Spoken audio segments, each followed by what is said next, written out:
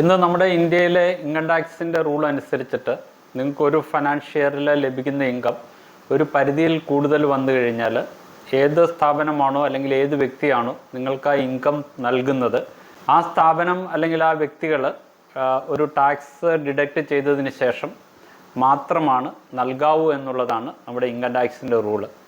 എക്സാമ്പിളായിട്ട് പറയുകയാണെങ്കിൽ, നിങ്ങൾ ബാങ്കുകളിലും മറ്റ് നിക്ഷേപം നടത്തിയിരിക്കുന്ന വ്യക്തികളാണെങ്കിൽ ഒരു വർഷം നിങ്ങൾക്ക് ബാങ്കിൽ നിന്ന് ലഭിക്കുന്ന ഇൻട്രസ്റ്റ് 40,000 രൂപയിൽ കൂടുതലാണെങ്കിൽ, അതേപോലെ തന്നെ സീനിയർ സിറ്റിസൺ ആയിട്ടുള്ള വ്യക്തികളാണെങ്കിൽ ബാങ്കിൽ നിന്ന് ലഭിക്കുന്ന ഇൻട്രസ്റ്റ് 50,000 രൂപയിൽ കൂടുതലാണെങ്കിൽ, ഞാനിവിടെ പറയുന്നത് നിങ്ങൾക്ക് ഒരു ബാങ്കിൻ്റെ തന്നെ പല ബ്രാഞ്ചുകളിൽ നിക്ഷേപങ്ങളുണ്ടാവാം. ഇതെല്ലാം ആഗ്രിഗേറ്റാണ്. പല ബ്രാഞ്ചുകളിലുള്ള നിക്ഷേപങ്ങൾ ആഗ്രിഗേറ്റ് ചെയ്ത് അതിൽ നിന്ന് ലഭിക്കുന്ന ഇൻകം 40,000 രൂപയിൽ കൂടുതലോ സീനിയർ സിറ്റിസൺ ആയിട്ടുള്ള വ്യക്തികൾക്ക് 50,000 രൂപയിൽ കൂടുതലോ വരുന്നതെങ്കിൽ ബാങ്കുകൾ നിശ്ചയമായിട്ടും അതിൽ നിന്ന് 10% ടാക്സ് ഡിഡക്റ്റ് ചെയ്യണം. ബാങ്കുകളോ അല്ലെങ്കിൽ മറ്റുള്ള ധനകാര്യ സ്ഥാപനങ്ങളോ 10% ടാക്സ് ഡിഡക്റ്റ് ചെയ്തതിന് ശേഷം ബാലൻസ് വരുന്ന ഇൻകമാണ് അതിൻ്റെ അക്കൗണ്ട് ഹോൾഡേഴ്സിന് നൽകുന്നത്. അഥവാ നിങ്ങൾ പാൻ കാർഡ് ബാങ്കുകളിലോ മറ്റ് ധനകാര്യ സ്ഥാപനങ്ങളിലോ സബ്മിറ്റ് ചെയ്തിട്ടില്ല എങ്കിൽ അവർ കൂടിയ റേറ്റിലായിരിക്കും നിങ്ങളുടെ കയ്യിൽ നിന്ന് ടാക്സ് ഡിഡക്റ്റ് ചെയ്യുക. നിങ്ങൾക്ക് കമ്പനികളിൽ നിന്നോ അല്ലെങ്കിൽ കോർപ്പറേറ്റ് ബോണ്ടുകളിൽ നിന്നോ ഡിവിഡൻഡോ ഇൻട്രസ്റ്റോ ലഭിക്കുന്നുണ്ടെങ്കിൽ ഒരു വർഷം 5,000 രൂപയിൽ കൂടുതലാണ് നിങ്ങൾക്ക് ലഭിക്കുന്ന അതേപോലെയുള്ള ഇൻകം എങ്കിലും ടാക്സ് ഡിഡക്റ്റ് ചെയ്തതിന് ശേഷം മാത്രമാണ് നിങ്ങൾക്ക് ഇൻകം ലഭിക്കുക. ഒരു വർഷം 2,40,000 രൂപയിൽ കൂടുതൽ നിങ്ങൾ റെൻറ്റ് റിസീവ് ചെയ്യുന്നുണ്ടെങ്കിൽ, ആരാണോ നിങ്ങളുടെ വീട് റെൻറ്റിന് എടുത്തിരിക്കുന്നത് ആ വ്യക്തി ടാക്സ് ഡിഡക്റ്റ് ചെയ്തതിന് ശേഷം മാത്രമായിരിക്കണം നിങ്ങൾക്ക് ബാലൻസ് ഉള്ള റെൻറ്റ് നൽകേണ്ടത്. LIC പോളിസികൾ മെച്യൂർ ആകുമ്പോൾ മെച്യൂരിറ്റി എമൗണ്ട് ടാക്സബിൾ ആണെങ്കിൽ അതിൽ നിന്നൊരു ടാക്സ് ഡിഡക്റ്റ് ചെയ്തതിന് ശേഷമാണ് നെറ്റായിട്ടുള്ള എമൗണ്ട് ആയിരിക്കും നമ്മുടെ അക്കൗണ്ടിലേക്ക് ട്രാൻസ്ഫർ ചെയ്യുക. നിങ്ങൾ LIC ഏജൻറ്റോ ഇൻഷുറൻസ് ഏജൻറ്റോ ആണെങ്കിൽ 15,000 രൂപയിൽ കൂടുതലാണ് ഒരു വർഷം നിങ്ങൾക്ക് കമ്മീഷൻ ഇനത്തിൽ ലഭിക്കുന്നതെങ്കിലും സാധാരണയായിട്ട് TDS ഡിഡക്റ്റ് ചെയ്തതിന് ശേഷമുള്ള എമൗണ്ട് ആയിരിക്കും നിങ്ങളുടെ അക്കൗണ്ടിൽ ക്രെഡിറ്റ് ചെയ്യുക. എന്നാൽ പല വ്യക്തികളെ സംബന്ധിച്ചിടത്തോളം അവർ ഓവറോൾ ഇൻകം ഒരു ഫിനാൻഷ്യൽ ഇയറിൽ കമ്പ്യൂട്ട് ചെയ്യുമ്പോൾ മിനിമം നമുക്ക് പറഞ്ഞിരിക്കുന്ന ടാക്സബിൾ എമൗണ്ടിൻ്റെ അല്ലെങ്കിൽ ടാക്സബിൾ ലിമിറ്റിന് താഴെയായിരിക്കും. ഒരു ഓൾഡ് ടാക്സ് റെജീം ഫോളോ ചെയ്യുന്ന ഒരു വ്യക്തിയാണെങ്കിൽ 2,00,000 രൂപ, അതുപോലെ ന്യൂ ടാക്സ് റെജീം ഫോളോ ചെയ്യുന്ന വ്യക്തിയാണെങ്കിൽ 3 ലക്ഷം രൂപ വരെയുള്ള ഇൻകത്തിന് അവർ ടാക്സ് കൊടുക്കാനായിട്ട് ബാധ്യസ്ഥരല്ല. എന്നാൽ നമ്മൾ ടാക്സ് കൊടുക്കാൻ ബാധ്യസ്ഥരല്ലാത്ത വ്യക്തിയാണ്. നമ്മുടെ ഇൻകത്തിൽ നിന്ന് അറ്റ് സോഴ്സിൽ ടാക്സ് ഡിഡക്റ്റ് ചെയ്ത് കഴിഞ്ഞാൽ ഈ പണം നമുക്ക് തിരിച്ച് ലഭിക്കണമെങ്കിൽ പിന്നെ ഇൻകം ടാക്സ് റിട്ടേൺ ഫയൽ ചെയ്ത് നമ്മൾ വെയിറ്റ് ചെയ്യേണ്ടി വരും.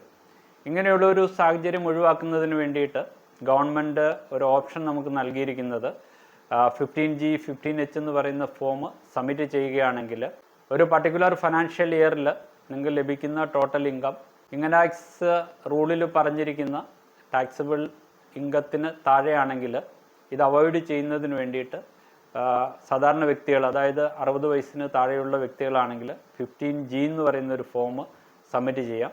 60 വയസ്സിന് മേളിലുള്ള വ്യക്തികളാണെങ്കിൽ 15H എന്ന് പറയുന്ന ഫോം പ്രോപ്പറായിട്ടുള്ള രീതിയിൽ ഫില്ല് ചെയ്ത് ഏത് സ്ഥാപനമാണോ നിങ്ങൾക്ക് ഈ ഇൻകം തരുന്നത് ആ സ്ഥാപനത്തിൽ സബ്മിറ്റ് ചെയ്ത് കഴിഞ്ഞാൽ അവർ ടാക്സ് സാധാരണയായിട്ട് ഡിഡക്റ്റ് ചെയ്യാറില്ല.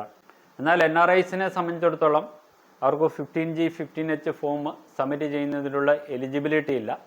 ഇങ്ങനെയുള്ള സാഹചര്യത്തിൽ അവരുടെ ഇൻകത്തിൽ നിന്ന് ടാക്സ് ഡിഡക്റ്റ് ചെയ്യാതിരിക്കുന്നതിന് വേണ്ടിയിട്ട് അവർക്കൊരു നിൽ ഡിഡക്ഷൻ സർട്ടിഫിക്കറ്റോ അല്ലെങ്കിൽ ലോവർ ഡിഡക്ഷൻ സർട്ടിഫിക്കറ്റോ, അതായത് LDCയോ ഇൻകം ടാക്സ് ഓഫീസിൽ നിന്ന് ഓൺലൈനായിട്ട് അപ്ലൈ ചെയ്ത് ഈ സർട്ടിഫിക്കറ്റ് ഏത് സ്ഥാപനമാണോ നിങ്ങളുടെ ഇൻകത്തിൽ നിന്ന് ടാക്സ് ഡിഡക്റ്റ് ചെയ്യുന്നത് ആ സ്ഥാപനത്തിൽ സബ്മിറ്റ് ചെയ്താൽ കുറഞ്ഞ റേറ്റിൽ ടാക്സ് ഡിഡക്റ്റ് ചെയ്യാം. LDC ആണ് നിങ്ങൾക്ക് ലഭിക്കുന്നതെങ്കിൽ. നിൽ ഡിഡക്ഷൻ സർട്ടിഫിക്കറ്റ് ആണ് നിങ്ങൾക്ക് ലഭിക്കുന്നതെങ്കിൽ അത് ഫോം 15Hോ അല്ലെങ്കിൽ 15G പോലെ തന്നെ നിങ്ങളുടെ ഇൻകത്തിൽ നിന്ന് ടാക്സ് ഡിഡക്റ്റ് ചെയ്യാതെ ഫുൾ എമൗണ്ട് നിങ്ങളുടെ അക്കൗണ്ടിൽ ക്രെഡിറ്റ് ചെയ്യും. പലപ്പോഴും പല ആളുകളും ചിന്തിച്ചിരിക്കുന്നത് അവരൊരു പ്രാവശ്യം 15Gയോ അല്ലെ 15Hോ ഫോം സബ്മിറ്റ് ചെയ്ത് കഴിഞ്ഞാൽ അവരുടെ ഡെപ്പോസിറ്റ് മെച്യൂർ ആകുന്ന സമയം വരെയും ടാക്സ് പിടിക്കില്ല എന്നാണ്. ഇത് തെറ്റായിട്ടുള്ള ഒരു ധാരണയാണ്. സാധാരണയായിട്ട് ഇതേപോലെ non deduction certificates 15G 15H LDC നിൽ ഡിഡക്ഷൻ സർട്ടിഫിക്കറ്റ് ഇതേപോലെയുള്ള സർട്ടിഫിക്കറ്റുകൾ നമ്മളൊരു പർട്ടിക്കുലർ ഫിനാൻഷ്യൽ ഇയറിലേക്ക് വേണ്ടിയിട്ടാണ് സബ്മിറ്റ് ചെയ്യുന്നത്. നിങ്ങൾ സബ്മിറ്റ് ചെയ്യുന്ന ആ സർട്ടിഫിക്കറ്റിൻ്റെ വാലിഡിറ്റി ആ പർട്ടിക്കുലർ ഫൈനാൻഷ്യൽ ഇയർ, അതായത് 1 ഏപ്രിൽ മുതൽ 31 മാർച്ച് വരെ ആയിരിക്കും അതിൻ്റെ വാലിഡിറ്റി. അപ്പോൾ നമുക്ക് ഈ ഫൈനാൻഷ്യൽ ഇയറിലെ കേസ് എടുത്ത് നോക്കിയാൽ 2024-25 ഫൈനാൻഷ്യൽ ഇയറിലേക്കാണ് നിങ്ങൾ ഇതേപോലെയുള്ള നോൺ ഡിഡക്ഷൻ സർട്ടിഫിക്കറ്റ് സബ്മിറ്റ് ചെയ്തിരിക്കുന്നത്, അല്ലെങ്കിൽ 15G 15H പോലുള്ള ഡിക്ലറേഷൻസ് സബ്മിറ്റ് ചെയ്തിരിക്കുന്നതെങ്കിൽ അതിൻ്റെ വാലിഡിറ്റി എന്ന് പറയുന്നത് 1 ഏപ്രിൽ 2024 മുതൽ 31 മാർച്ച് 2025 വരെയും ആയിരിക്കും. നെക്സ്റ്റ് ഫൈനാൻഷ്യൽ ഇയറിലേക്ക്, അതായത് 2025-26 നിങ്ങൾ പുതിയതായിട്ടുള്ളൊരു ഡിക്ലറേഷനോ അല്ലെങ്കിൽ LDCയോ സബ്മിറ്റ് ചെയ്യേണ്ടതായിട്ടുണ്ട്. പലപ്പോഴും ഫോം 15H 15G ഈ ഫോം ഫില്ല് ചെയ്യുമ്പോൾ ആളുകൾക്കുള്ള ഒരു സംശയം എന്ന് പറയുന്നത് അതിൽ പ്രീവിയസ് ഇയർ എഴുതാനായിട്ട് പറഞ്ഞിട്ടുണ്ടാവാം, കറണ്ട് ഇയർ പറഞ്ഞിട്ടുണ്ടാവാം, അതേപോലെ തന്നെ അസസ്മെൻറ്റ് ഇയർ പറഞ്ഞിട്ടുണ്ടാവാം. ഇത് പലപ്പോഴും പലർക്കും കൺഫ്യൂഷൻ ഉണ്ടാക്കുന്നുണ്ട്. അപ്പം നിങ്ങൾ 2024-2025 ഫൈനാൻഷ്യൽ ഇയറിലേക്ക് വേണ്ടിയിട്ടാണ് 15H ഫോം ഫില്ല് ചെയ്യുന്നതെങ്കിൽ അതിൽ പ്രീവിയസ് ഇയർ എന്ന് പറയുന്നത് 2024-2025 അസസ്മെൻറ്റ് ഇയറിൻ്റെ സ്ഥാനത്ത് 2025-2026 നിങ്ങൾ ഫില്ല് ചെയ്യേണ്ടത്. അത് 15G 15H ഫോം ഫില്ല് ചെയ്യുമ്പോൾ 2-3 ഇടങ്ങളിൽ നമ്മൾ ഈ പ്രീവിയസ് ഇയറും അസസ്മെൻറ്റ് ഇയറും എഴുതേണ്ടതായിട്ടുണ്ട്. നിങ്ങൾ എപ്പോഴും ശ്രദ്ധിക്കേണ്ട ഒരു കാര്യം, സാധാരണയായിട്ട് ബാങ്കുകൾ, പോസ്റ്റ് ഓഫീസ്, കമ്പനി ഡിവിഡൻഡ്, ഏതെങ്കിലും NBFCകളിലുള്ള നിക്ഷേപങ്ങൾ, LICയിൽ നിന്ന് ലഭിക്കുന്ന മെച്യൂരിറ്റി പ്രൊസീഡ്സ്, ടാക്സബിൾ ആയിട്ടുള്ള മെച്യൂരിറ്റി പ്രൊസീഡ്സ്, കോർപ്പറേറ്റ് ബോണ്ടുകളിൽ നിന്ന് ലഭിക്കുന്ന കൂപ്പണ്, അതേപോലെ തന്നെ NCDകൾ, നോൺ കൺവേർട്ടബിൾ ഡിബഞ്ചേഴ്സ്, നമുക്ക് റെൻറ്റ് ലഭിക്കുന്നുണ്ട്, ഇൻഷുറൻസ് കമ്മീഷൻ ലഭിക്കുന്നുണ്ട്. ഇങ്ങനെയൊക്കെയുള്ള സാഹചര്യങ്ങളിലാണ് സാധാരണയായിട്ട് നമുക്ക് ടാക്സബിൾ ഇൻകത്തിൻ്റെ ലിമിറ്റിൽ വരാത്ത വ്യക്തികളാണെങ്കിൽ ഇതേപോലെയുള്ള ഡിക്ലറേഷനും അതേപോലെ തന്നെ നോൺ ഡിഡക്ഷൻ സർട്ടിഫിക്കറ്റുകളും സാധാരണയായിട്ട് നമ്മൾ സബ്മിറ്റ് ചെയ്യുന്നത്. ഈ സർട്ടിഫിക്കറ്റ് സ്വീകരിക്കുന്ന സ്ഥാപനങ്ങൾക്ക് ഒന്ന് മാത്രമാണ് അറിയാൻ പറ്റുകയുള്ളൂ, ആ സ്ഥാപനത്തിൽ നിങ്ങൾ നടത്തിയിരിക്കുന്ന നിക്ഷേപം 2.5 ലക്ഷം രൂപയിൽ കൂടുതലോ അല്ലെങ്കിൽ 3 ലക്ഷം രൂപയിൽ കൂടുതലോ ഇൻകം ജനറേറ്റ് ചെയ്യുന്നില്ല എന്ന്. ഒരു വ്യക്തിയെ സംബന്ധിച്ചിടത്തോളം അദ്ദേഹത്തിന് പല സ്ഥാപനങ്ങളിലും നിക്ഷേപങ്ങളുണ്ടാവാം. ഇവിടെ നിങ്ങൾ അറിഞ്ഞിരിക്കേണ്ട ഒരു കാര്യം, നിങ്ങളിവിടെ കൊടുക്കുന്ന ഒരു ഡിക്ലറേഷനാണ്, ഇൻകം ടാക്സ് ഡിപ്പാർട്ട്മെൻറ്റിന് നിങ്ങൾ കൊടുക്കുന്ന അല്ലെങ്കിൽ നിങ്ങളുടെ ഇൻകം നിങ്ങൾക്ക് തരുന്ന സ്ഥാപനത്തിന് കൊടുക്കുന്ന ഒരു ഡിക്ലറേഷനാണ്. എനിക്ക് പർട്ടിക്കുലർ ഫൈനാൻഷ്യൽ ഇയറിൽ എൻ്റെ ഇൻകം ടാക്സബിൾ ലിമിറ്റിന് താഴെയാണെന്ന് പറഞ്ഞ് നൽകുന്ന ഒരു ഡിക്ലറേഷനാണ്. നിങ്ങൾ തെറ്റായിട്ടുള്ള ഒരു ഡിക്ലറേഷൻ കൊടുത്തു കഴിഞ്ഞാൽ അതിന് തീർച്ചയായിട്ടും നിങ്ങൾ പെനാൽറ്റി കൊടുക്കേണ്ടതായിട്ട് വരും.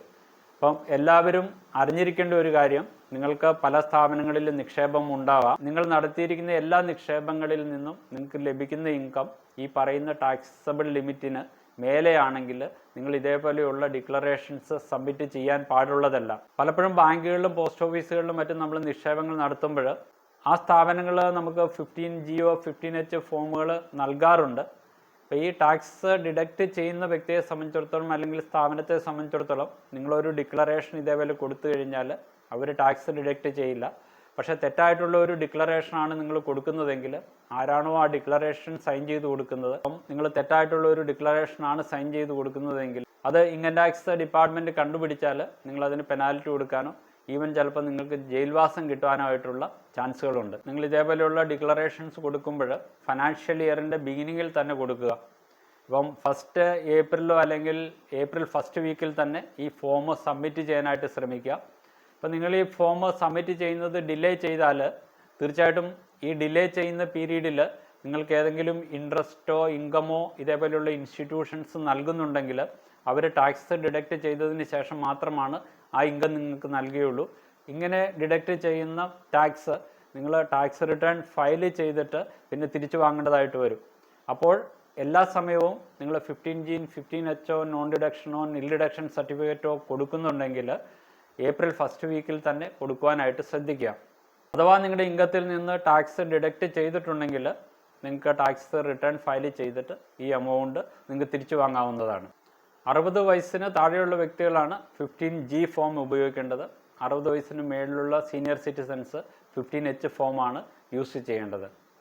നിങ്ങൾക്ക് ഈ വീഡിയോ ഇഷ്ടപ്പെട്ടെന്ന് പ്രതീക്ഷിക്കുന്നു. നിങ്ങൾക്ക് ഈ വീഡിയോ ഇഷ്ടപ്പെട്ടാൽ മറ്റുള്ളവരുടെ അറിവിലേക്ക് ഷെയർ ചെയ്യുക. ഇതേപോലെ യൂസ്ഫുള്ളും ഇൻഫർമേറ്റീവുമായിട്ടുള്ള മറ്റൊരു വീഡിയോയുമായിട്ട് മറ്റൊരവസരത്തിൽ കാണുന്നവരെ നന്ദി, നമസ്കാരം.